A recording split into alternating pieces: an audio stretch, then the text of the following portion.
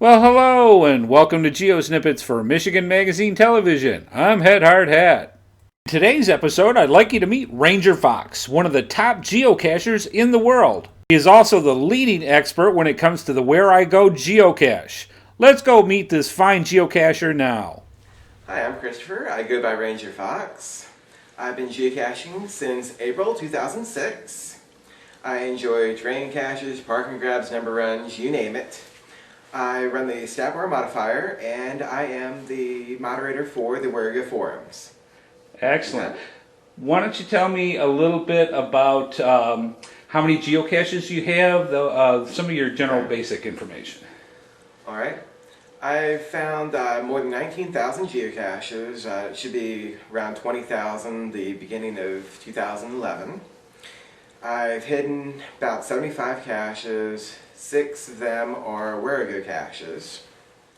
I have found more than 19,000 caches. I have 76 hides, and I've been from Washington State all the way to Key West. Anywhere there's good caches, I want to try and find them. That's great. Now, where's your rankings? Because you said you're coming up to your 20,000 finds. Whereabouts in the world are you on that? I'm ranked around 25th, 26th in the world, depending on if I log stuff or not. How do you go about and actually accumulate 20,000 geocaches? That's an amazing number. I mostly think that ranking and finding as many geocaches is mostly a function of the amount of time that you put in.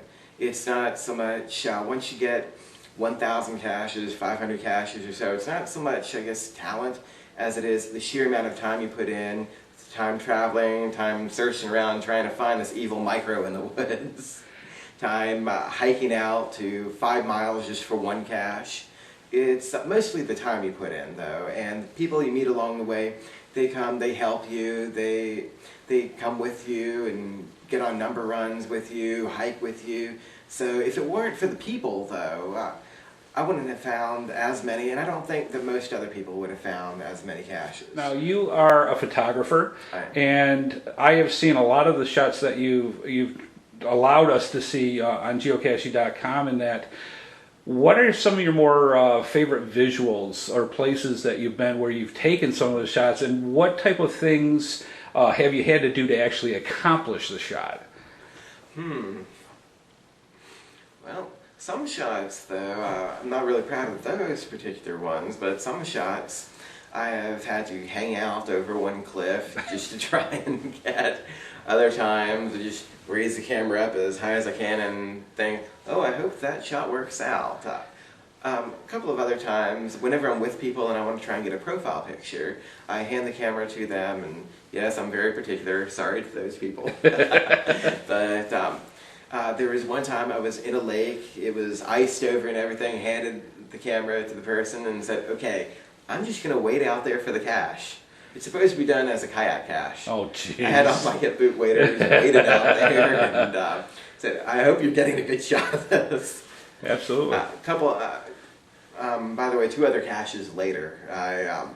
It was the final cache, and the ice just was really difficult to break. I had a tear in the waders, so I couldn't really go out as far as I wanted.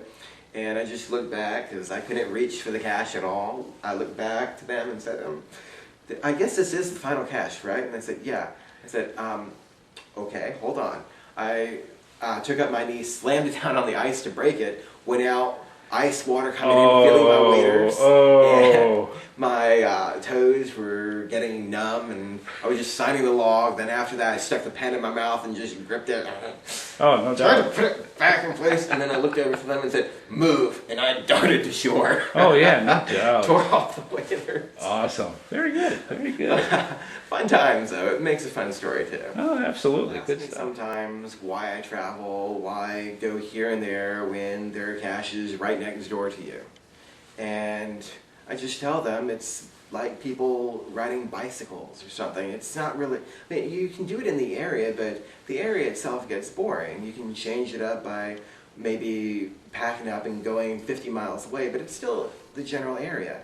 But instead, just travel caching, you get to see, you get to cache still, but in places that are just impressive, that are lovely. So just getting into the car, going somewhere else, visiting somewhere else, not only can you see all this nice scenery that you wouldn't otherwise though, but you get a sense of what other places are like. From just looking at stuff on the map and where all the geocaches are to actually seeing how the caches are laid out, where they're taking you. It's pretty much like tourism by caches, a guided tour of someone else's city.